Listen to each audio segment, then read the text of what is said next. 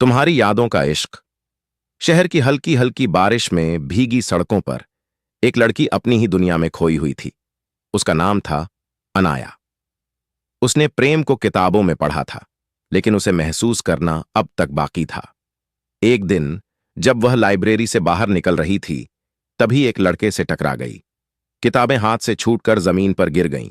लड़के ने मुस्कुराते हुए कहा, माफ कीजिए, मेरी वजह से आपकी किताबें गिर गईं।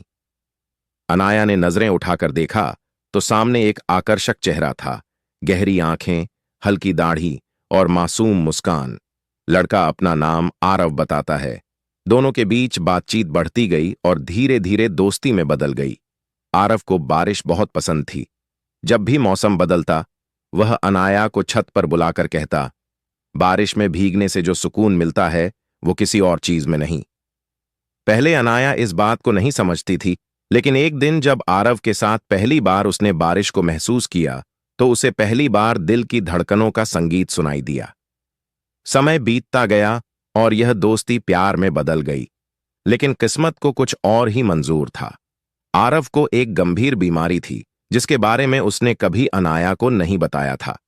जब अनाया को यह पता चला, तो उसकी आंखों में आंसू आ गए। आरव ने उसका हाथ थामते हुए कहा, अनाया, जिंदगी लंबी नहीं होती, लेकिन प्यार हमेशा के लिए होता है।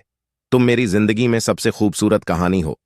कुछ महीनों बाद आरव चला गया, लेकिन उसकी यादें, उसकी बातें और उसकी मोहब्बत अनाया के साथ हमेशा रहीं। अब जब भी बारिश होती, अनाया छत पर जाकर आंखें बंद कर लेती और महसूस करती कि आरव अब भी उसके साथ है, क्योंकि सच्चा प्यार कभी खत्म नहीं होता। वह हमेशा यादों में जिंदा रहता है। तुम्हारी यादों का इश्क, भाग 2। आरव के जाने के बाद अनाया की दुनिया जैसे थम सी गई थी। उसकी हंसी, उसकी बातें, उसका जीने का अंदाज सब बदल चुका था। अब जब भी बारिश होती, अनाया छत पर जाकर खुद को उस एहसास में डुबो देती जहां आरव उसे महसूस होता। एक दिन जब अनाया लाइब्रेरी में बैठी हुई थी, उसकी नजर उसी किताब पर पड़ी जो कभी आरव के हाथों से गिर गई थी। एक अधूरी प्रेम कहानी। उसने किताब खोली तो एक पेज के बीच एक पुराना खत रखा हुआ था। अनाया, अगर कभी यह खत तुम्हारे हाथ लगे तो समझ लेना कि मैं हमेशा तुम्हारे साथ हूं। जिंदगी तुम्हें आगे बढ़ने के लिए बुलाएगी, लेकिन इसका मतलब यह नहीं कि तुम मुझे भूल जाओ। तुम्हारी मुस्कान में, तुम्हारी बातों में, तुम्हारी हर धड़कन में मैं जिंदा रहूंगा। कभी जब लगे कि मैं दूर हूं, तो बस बारिश में अपनी हथेलियां खोलकर देखना, हर बूंद में मेरा प्यार मिलेगा। तुम्हारा आरव। अनाया की आंखों से आंसू गिरने लगे, लेकिन इस बार वे आंसू दर्द के नहीं, बल्कि आरव की यादों की मिठास से भरे थे। नया मोड़। समय बीतता गया और अनाया ने अपनी जिंदगी को एक नई दिशा देने की कोशिश की। उसने अपने दर्द को अपनी ताकत बना लिया। अब वह एक लेखिका बन चुकी थी और उसकी कहानियों में प्रेम और एहसास की गहराई होती थी। एक दिन जब वह अपने नए उपन्यास तुम्हारी यादों का इश्क के विमोचन के लिए एक बुक स्टोर में गई, तो वहां उसकी मुलाकात आरव के सबसे अच्छे दोस्त कबीर से हुई।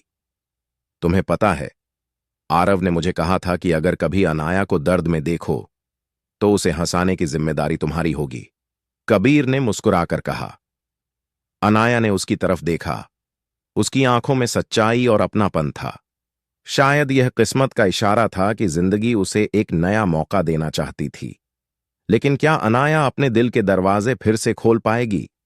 क्या आरव की यादों से बाहर निकलकर वह किसी नए रिश्ते को स्वीकार कर पाएगी?